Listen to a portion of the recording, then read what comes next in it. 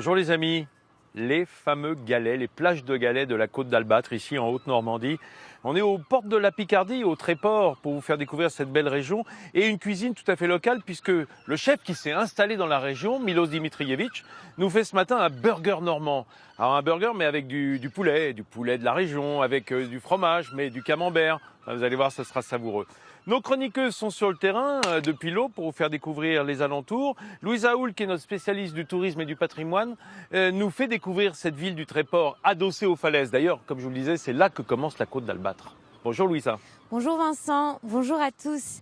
Dès le premier coup d'œil, on est chaviré, impressionné, fasciné, bouleversé par ces grandes dames de craie, les falaises qui sont l'image d'Épinal du Tréport. J'ai décidé de vous les faire découvrir de l'intérieur. Retrouvez-moi tout à l'heure pour une balade plutôt insolite. Merci Louisa, tout à l'heure. Hélène Gâteau, notre vétérinaire, nous emmène du côté de Cuy-Saint-Fiacre, pas très loin d'ici, dans un endroit où le bien-être animal est au cœur des préoccupations. Bonjour Hélène. Bonjour Vincent, bonjour à tous. Aujourd'hui, je suis partie dans les terres de Seine-Maritime pour vous présenter un des plus grands refuges indépendants de France. Il y a 500 animaux qui bénéficient de l'expertise d'une équipe pluridisciplinaire avec des vétérinaires, des soigneurs, des éthologues, des comportementalistes et des éducateurs canins. Le tout pour que les animaux se sentent bien et pour leur donner une seconde vie de qualité. Allez, on découvre ça ensemble tout de suite. Merci Hélène, à tout à l'heure. L'invité de l'émission ce matin, c'est Olivier Petit. Olivier Petit est un éditeur normand qui met en avant, qui met en page et qui édite sa région. Il nous en parlera dans l'émission. Regardez, il y en a un autre qui adore parler de sa région, qui adore la mettre en avant chaque jour, c'est Jean-Baptiste Patier, notre camarade de France 3 Normandie.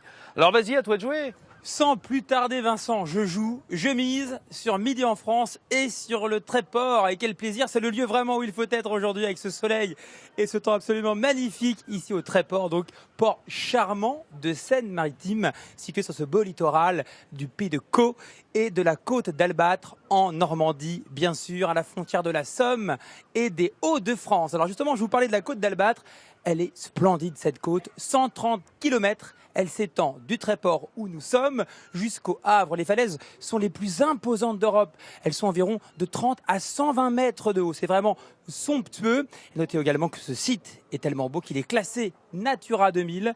Et la côte d'Albâtre, c'est 3 stations nautiques et 26 plages. Lui, il aime arpenter les plages, les ports, les quais, la montagne, toute la France. Dans Vidéo en France, bien sûr, chaque jour sur France 3, c'est Vincent Ferniaud. C'est gentil, salut Jean-Baptiste. Check. Ça va? J'attends d'être classé Natura 2000 également, mais il y a encore du boulot. Comment ça va Milos? Très bien, merci. Alors c'est notre chef du jour, c'est Milos Dimitrijevic, qui est avec nous et qui nous prépare un hamburger normand, c'est ça? Normand, tout à fait. Ouais. Qu'est-ce qu'il y a comme ingrédient dans le Alors, hamburger dans normand? le burger normand, j'ai choisi que des produits, enfin plus ou moins, ou plus, des produits typiques normands. Poulet de Normandie déjà. Le poulet de Normandie qui est élevé, abattu dans un petit village, le Mollet-Létry. Ensuite, des carottes de sable, des poireaux de sable. Et le fromage alors? Et le fromage. Alors, pour le steak de poulet, j'ai choisi le Livaro. Et pour la sauce, j'ai choisi faire une sauce au camembert. On mélange camembert et Livaro? Exactement, mais c'était juste pour vous faire plaisir. Parce que alors ça fait il y a plaisir. quelqu'un qui a dit qu'il n'aimerait pas vivre si le camembert. Ah oui, c'est vrai, je l'ai dit. Allez, on retrouve la recette dans une seconde. D'ici là, on va aller rendre visite à Louisa, notre spécialiste du tourisme, qui est au pied des falaises du Tréport, pas très loin, pour nous faire découvrir un moyen de transport pas trop commun dans les falaises. Oui Vincent, comme vous pouvez le voir derrière moi, je suis au pied des falaises du Tréport, à la gare basse de la ville, et je vous ai concocté une balade jusqu'au 7e ciel. Nous allons embarquer ensemble dans un drôle d'engin qui, depuis les années 1908, fait la fierté des Tréportais. Il s'agit de son funiculaire, et je retrouve Magali pour en savoir un peu plus. Bonjour Magali. Bonjour Louisa. Racontez-moi l'histoire de ce funiculaire. Alors ce funiculaire, c'est surtout pour l'époque une prouesse technique, puisqu'en 1907, on ne mettra que 2 mois pour construire ces tunnels à la pioche et 18 mois pour construire l'ensemble de ce bâtiment. Quel était l'intérêt à la base de construire ce funiculaire?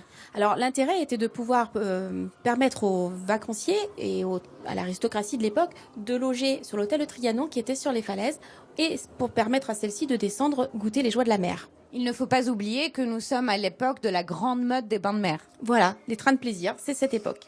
Alors, ce funiculaire, c'est 155 mètres de long, 55 mètres de galerie, c'est 65% de dénivelé. Combien de temps on met pour arriver au sommet? On met 1 minute 55. Ah là, ça me donne très envie d'appuyer sur le bouton, je peux? Alors, autre chose à savoir, c'est que s'il n'y avait pas le funiculaire, ça aurait été 500 marches à monter. Hein. Vous les avez comptés? Je ne les ai pas comptés, mais en les regardant de loin, ça m'a un peu découragée. Oui, alors voilà, ce funiculaire permet donc aux touristes qui arrivent de contempler le panorama et de pouvoir se repérer, et également aux tréportais, qu'ils habitent en bas ou en haut, soit d'aller faire leur marché sur la place, ou alors aux collégiens de monter à l'école. C'est ce qui fait que les tréportais sont très attachés à ce funiculaire. Oui, c'est vraiment un outil de transport très très utilisé. Merci beaucoup Magali. Merci Louisa. Alors Vincent, il y a autre chose qui est incroyable quand on fait cette traversée, c'est qu'on a l'impression de voler un petit peu et c'est très agréable. Et aussi qu'on a une vue magnifique, sublime sur tout le Tréport. Regardez, on voit le phare, les petites maisons, la falaise, la mer. Regardez comme c'est beau. Moi, je vais rester pour apprécier la vue et vous retrouvez-moi tout à l'heure pour d'autres surprises. À tout à l'heure. Merci Louisa, on te retrouve dans quelques minutes et j'accueille l'invité de l'émission aujourd'hui, Olivier Petit. Bonjour Olivier. Bonjour. Alors Olivier, je vous le disais, il est éditeur et alors il fait œuvre de, je dirais, de bien public, hein, puisqu'il a, je crois qu'on peut dire que derrière l'idée, c'est quand même d'enseigner l'histoire aux plus jeunes, avant tout, hein, avant que ça soit aux parents. C'est l'histoire de manière ludique. C'est en mélangeant la bande dessinée et le documentaire. Alors ça, c'est le bouquin sur Dieppe, on va en parler dans quelques minutes, hein, de vos livres qui sont extrêmement bien dessinés, parce que l'illustration, c'est important quand on veut apprendre l'histoire. Mais d'abord, j'ai envie de vous demander un petit commentaire sur ce qu'on vient de voir, le funiculaire. C'est quand même assez inédit, hein, le funiculaire dans les falaises. Le funiculaire ici, je dirais que c'est l'attraction touristique, quoi. On vient voir le funiculaire comme on va faire un tour de manège. Hormis que ce soit pratique, c'est aussi complètement étonnant. Mais c'était fou quand même d'arriver à creuser la craie pour y caser ce train. Alors, revenons à vos éditions. Comment est-ce que vous avez démarré ce projet fou d'être éditeur de... Comment vous appelez ça d'ailleurs? Des docu-BD. Docu-BD, hein, voilà. Parce que c'est sur base historique extrêmement précise. Exactement. On travaille avec des historiens, des archéologues, on va chercher des informations aux archives et après on crée une fiction de bande dessinée pour raconter l'histoire, par exemple, de Dieppe, comme vous avez dans la main. Et on complète avec un documentaire. Tout ce qu'on n'a pas pu dire dans la BD, on le complète avec des éléments d'archives historiques, de manière à ce que ça soit ludique. Ça venait d'un manque personnel, l'idée d'un... Enfin, je sais pas, ou d'un... C'est une grosse frustration, ouais, sûrement. Ouais. Non, ça vient en fait d'une envie de faire découvrir la ville de manière hyper ludique, comme un guide touristique qui vous raconte la petite histoire. Et aussi, c'est une manière de mettre en avant des dessinateurs, des scénaristes, des historiens locaux qui prennent beaucoup de plaisir et de fierté à raconter l'histoire de leur ville. Alors, mes amis, on va retourner à la recette parce que pendant ce temps-là, je sens que les casseroles commencent à chauffer. Ouais, chauffe, ouais. Bien entendu. Milos. Donc, je vais commencer. Il faut désosser. Voilà, je longe avec mon couteau l'os du poulet là, sans trop l'enfoncer, bien évidemment, parce que sinon on va faire le trou passe au travers, côté. Voilà, exactement. On taille bien pour que ce soit régulier un peu partout. On va garder la peau, Milos? Ah oui, tout à fait. Je sale un petit peu, ce qui va donner encore plus du croustillant. On met un petit filet d'huile d'olive. On pose le poulet. Voilà. Super. Côté peau, donc. Et on finit avec 5B. Je sens l'huile d'olive, là. Hein. C'est fait dans l'huile d'olive. J'ai démarré ça, le poulet, on va le laisser cuire à peu près 10-15 minutes. D'accord. Je vais baisser un petit peu, là j'ai mis... oui, là pour vraiment marquer, quoi. Voilà. Je râpe mes carottes. Je vais commencer la petite garniture pour le hamburger. Tac. Donc pareil, un peu plus qu'un filet de l'huile d'olive, parce que les carottes elles vont tout boire. Ensuite, on retourne le poulet. Vous voyez, la peau elle est super bien croustillante. Donc voilà, je vais attaquer mon poireau pour la garniture. Et là, on taille, toujours sur les phalanges bien verticales. Exactement. Donc je rajoute mon petit mélange de carottes. Et on laisse tomber un petit peu. Le cumin. Du cumin, juste parce que ça va bien avec des carottes. D'accord. Allez, on revient dans un instant à la recette de Milos, burger normand. Et on va retrouver Hélène Gâteau, notre vétérinaire, qui est toujours du côté de Cuis-Saint-Fiacre, un endroit où les animaux sont chouchoutés, bichonnés. C'est tout Hélène, quoi. Oui Vincent, ici les animaux sont au centre de l'attention des soigneurs. Tout est fait pour qu'ils se sentent bien. Et pourtant ils sont nombreux les animaux dont il faut s'occuper ici. Il y a plus de 100 chats, 120 chiens. Je suis avec Maude. Maude, vous êtes la responsable du refuge. Quel est le profil des animaux que vous accueillez ici? Je crois que c'est un profil un peu particulier. Alors tout à fait. Au niveau des chats, nous sommes sur des comportements gênants, des chats qui développent de la malpropreté, qui développent également de l'agressivité. Et au niveau des chiens, idem, problème de comportement, voire des chiens dangereux, des chiens handicapés, des chiens vieillissants qui ont de lourdes pathologies dont les propriétaires n'arrivent plus à gérer le quotidien. Vous avez ici une maison de retraite pour les chiens. Bien souvent, le refuge, c'est la dernière maison de ces animaux qui vont y passer parfois de nombreuses années. Comment vous faites pour rendre leurs conditions de vie optimales ? Alors nous avons la chance d'avoir de grandes chatteries, 6 000 m² de chatteries, de grands enclos, des chalets aménagés en 3 dimensions pour eux. Et pour les chiens, ce sont pareil de grands enclos avec beaucoup de végétation, des petits chalets, des niches, des piscines. Et on essaye de leur proposer le meilleur environnement possible. Là, effectivement, c'est l'environnement. Il y a aussi votre présence à vous en tant que salarié et puis tous les bénévoles. Tout à fait. Alors pour les chats, on organise des après-midi avec les salariés, les bénévoles. Pour les chiens, c'est un peu plus compliqué puisque nous sommes que 8 salariés. Donc c'est difficile de se diviser en fait par rapport à tous les chiens. Tout à fait. On a peu de temps à leur accorder, même si on essaie de leur accorder un maximum de temps. Et donc on a mis en place des enrichissements de milieu. Donc on leur fabrique des glaçons surprises qui vont les occuper pendant une demi-heure, 3/4 d'heure pour essayer d'aller récolter les friandises qui sont dedans. Également du nourrissage sur carcasse. Une gamelle, ça s'engloutit en quelques secondes, alors qu'une carcasse, ça se mange en 1 heure, 45 minutes. Et on fait aussi des cartons. Donc là, attendez, je vais aller le chercher. Hop, voilà, des cartons comme celui-ci en fait. Alors tout à fait, ça c'est un carton surprise, donc avec quelques feuilles de papier, on cache des friandises à l'intérieur, on referme le carton et ça va pareil occuper le chien pendant de nombreuses minutes, voire plusieurs heures selon leur capacité à résoudre les problèmes. Même les chats sont intéressés, ça c'est le genre d'enrichissement que l'on fait également dans les parcs zoologiques dont vous vous êtes inspiré. Et sachez que vous aussi, à la maison, vous pouvez faire ces enrichissements de façon à ce que vos animaux ne s'ennuient pas. Merci Hélène, ce refuge qui semble vraiment exceptionnel pour tous ces animaux qui n'ont pas eu un passé toujours très facile. Allez, on retourne à la recette parce que je vois qu'est sorti un coulant, comme on dit, un beau camembert normand. Il est très très beau. Magnifique. Donc pour faire ma sauce, je mets un peu la crème liquide. Donc prends là. Ah oui, là elle est chaude, la casserole. Ouais. C'est ce qu'il faut. D'accord. Et en fait on fait une crème de camembert. Alors pas vraiment, mais je mets la crème en fait pour faire fondre du camembert, parce que justement pour éviter de faire bouillir la crème fraîche. D'accord. Qu'est-ce qu'on rajoute? Alors la crème fraîche d'Isigny. Ah ouais, d'accord, ça manquait. Et quand je vous dis vous faites une crème de camembert, vous me dites non. Mais c'est quoi d'autre alors? Donc je rajoute la crème, je rajoute un petit peu de piment d'Espelette. Un petit peu de piment. Un petit peu. Je rappelle qu'Espelette n'est pas en Normandie, mais bien au Pays Basque. Non, mais c'est pour dire. Oui, le poivre, c'est sûr.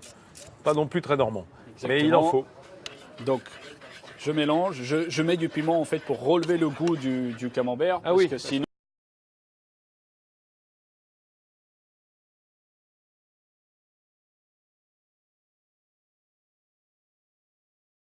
Dans un instant, je voudrais qu'on aille faire un tour sur ce que j'appellerais peut-être la plus belle perle qu'est le diadème de la côte d'Albâtre, le village de Veules-les-Roses. Un joyau de la côte d'Albâtre.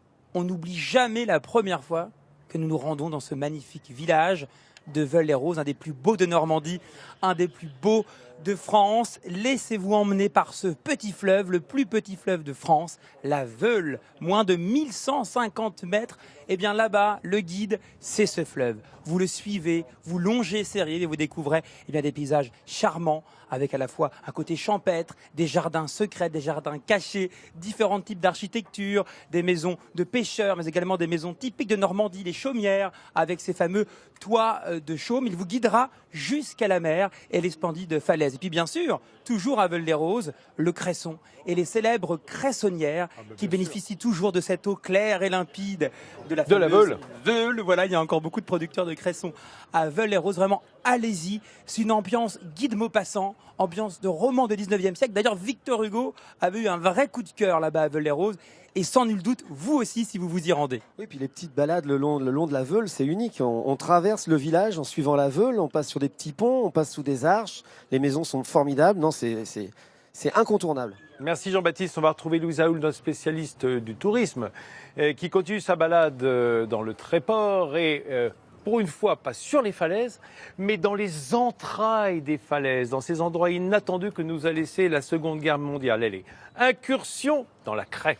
Oui, Vincent, je suis dans les entrailles de la falaise, au cœur de la craie pour vous faire découvrir un endroit insolite. Je suis dans le Cahlebourg du Tréport. Qu'est-ce que c'est? C'est une sorte de forteresse intérieure construite pendant la Seconde Guerre mondiale. Nous avons près de 300 mètres de galeries, 32 pièces, 4 niveaux et je vais retrouver Didier pour en savoir un peu plus. Venez avec moi. Bonjour Didier. Bonjour. Alors, qu'est-ce que c'est que cet endroit? On est où? Ici, nous sommes dans le poste de garde. Ici, pouvaient vivre 6 soldats, puisqu'il y a 6 couchettes. Une porte blindée juste ici, et ici une meurtrière qui servait à défendre justement l'entrée du Cahlebourg. Le Cahlebourg du Tréport, c'est une sorte de bunker. C'est une forteresse sous terre, enfin sous la falaise. Nous sommes à peu près à 45 mètres par rapport à la hauteur de la falaise. Alors, à quoi ça servait? Alors ça servait à surveiller le port qui est juste derrière nous, pour empêcher les ennemis des Allemands de pouvoir entrer dans le port. Ça a été conçu par les Allemands. Est-ce que ça a été beaucoup utilisé? Alors ça n'a pas beaucoup été utilisé. Alors c'est conçu par les Allemands, mais construit par des Ukrainiens, majorité des femmes. Et cet endroit a été oublié pendant plusieurs années. Oui, pendant une petite quarantaine d'années, les gens voulaient un peu oublier la guerre. Et puis maintenant, les gens veulent redécouvrir. Donc ça a été fermé, rempli de détritus et tout ça. Nous, on a simplement nettoyé et un peu embelli. Alors moi, j'ai été très surprise de découvrir ce lieu. Il est dans un état de conservation, ou plutôt de restauration incroyable. J'imagine que c'est le fruit de beaucoup de travail. Vous ressentez quoi à l'idée de faire découvrir ce lieu et l'histoire qui y est attachée? Alors nous, le plaisir qu'on a, c'est de voir les gens, quand ils viennent visiter, ils sont surpris parce que de l'extérieur, on voit pas qu'il y a un souterrain. Donc quand les gens rentrent à l'intérieur, ils sont très surpris et ils sont très contents. Et bien quand les gens sont contents, nous aussi. Eh bien, écoutez, merci beaucoup de partager votre plaisir avec nous.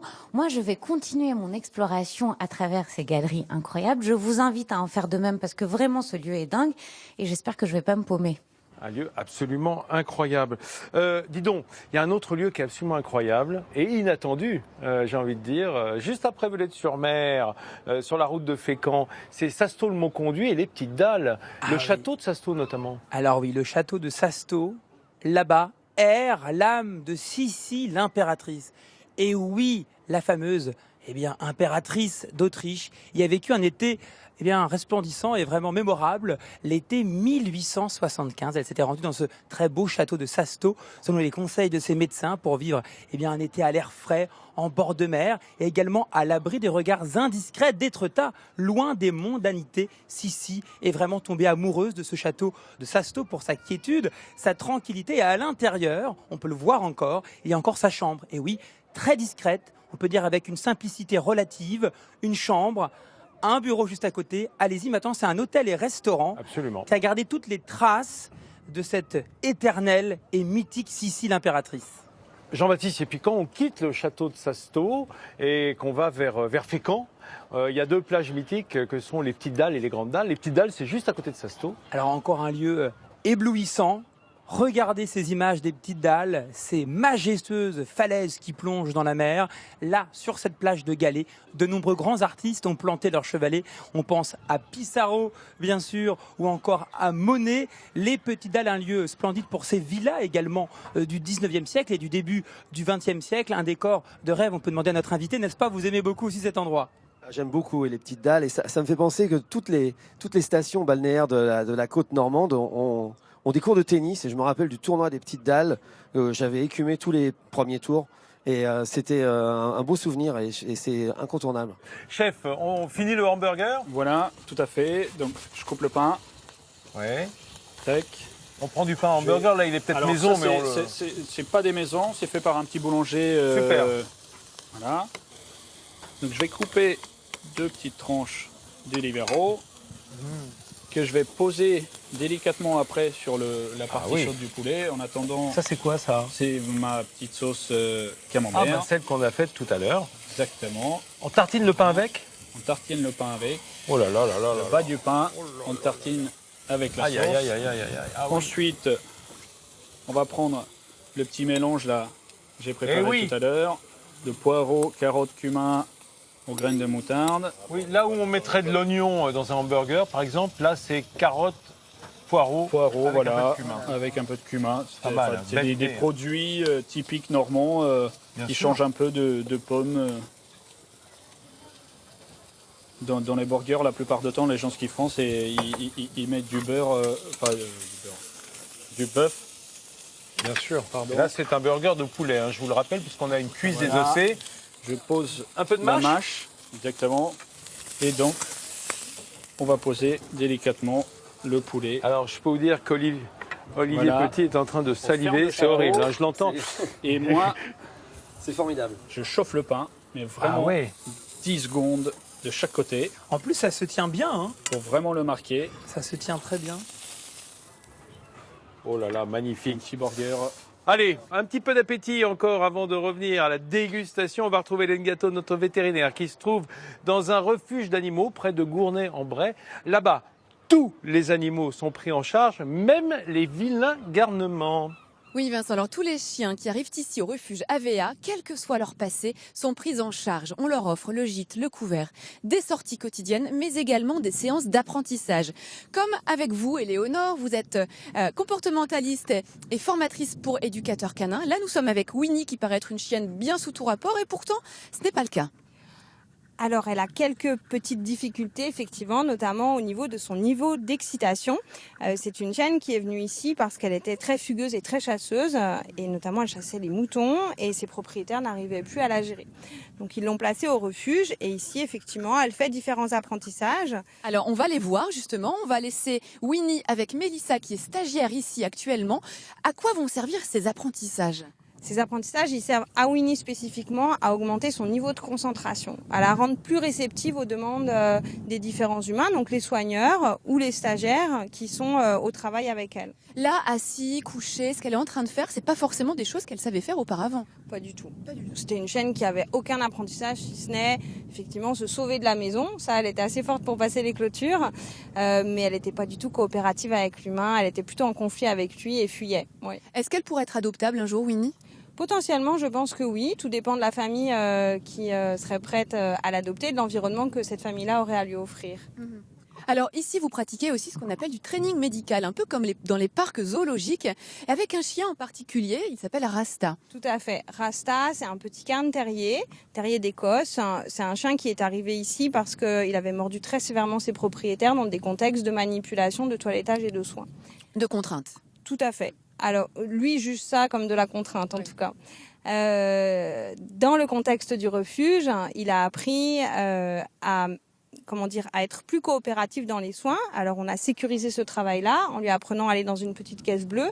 Cette caisse bleue est placée contre le grillage de son parc et lui permet de rapprocher sa cuisse dans le grillage de manière à ce qu'on puisse lui faire notamment des vaccinations. Donc là encore, vous cherchez finalement à offrir un cadre de vie avec des soins appropriés, avec un apprentissage pour tous les chiens, quels qu'ils soient. Tout à fait. On essaye aussi de leur offrir peu de contraintes dans leur contexte de vie, parce qu'on estime que déjà avoir une vie de chien de refuge, c'est une contrainte, et de leur apprendre plutôt à coopérer avec les humains à travers leur éducation ou leur rééducation. C'est important d'avoir des scientifiques, des comportementalistes, des éducateurs qui s'occupent des chiens de refuge pour leur offrir un cadre de vie nécessaire à leur bien-être. Merci Hélène. Mes amis, on va goûter ce burger normand qui fait drôlement envie et qui sent extrêmement bon. Olivier Petit, notre ami éditeur, qui va commencer comme de juste, puisque c'est toujours l'invité du jour qui déguste en premier. On l'a coupé en deux, ça sera plus facile pour manger à la main. Merci. Je vais prendre l'autre assiette, chef, pour la passer à Jean-Baptiste. Attendez, allez, ah oui. Allez-y, on va pas filmer parce que généralement c'est un moment très très personnel, le moment où on s'en met partout. Non, il est beau, hein. Regardez. Il se Ah oui, tient. oui, c'est magnifique. Allez, j'y vais. Voilà, là, je vous demande de respecter le silence de la dégustation. Formidable. Il y a du croquant, il y a du moelleux, c'est plein de saveurs, c'est unique. Il faut que je fasse pareil à la maison, c'est sûr. Et c'est normand, Olivier Ouais, c'est Petit. superbe. Hein Bravo. c'est très important. Hein. Merci beaucoup, chef. Merci Belle à vous. recette. Je vais goûter, mais je vais attendre que le générique soit passé, etc. Parce que j'ai qu'une chemise pour la semaine. Et moi, je peux goûter maintenant, Vincent, ou pas? Allez, je rappelle que le docu-BD sur Dieppe vient de sortir, édition Petit à Petit. Voilà, Olivier Petit. Très, très bien documenté, très, très bien illustré. Tout pour apprendre l'histoire de sa ville. En fait, c'est des documents formidables pour nous à Midi en France. Quand on passe dans les villes, on pourra se replonger dans l'histoire. Et je vous suivrai, je viendrai partout. Ah, voilà, Pas de problème. et il sera là dès qu'il y a un burger. De toute façon, il suffit d'appeler. Et Olivier Petit est là. Merci d'être venu nous Merci accompagner. Voilà, je vous souhaite un très bon déjeuner chez vous et on se retrouve bien vite. Merci, chef. Merci à vous.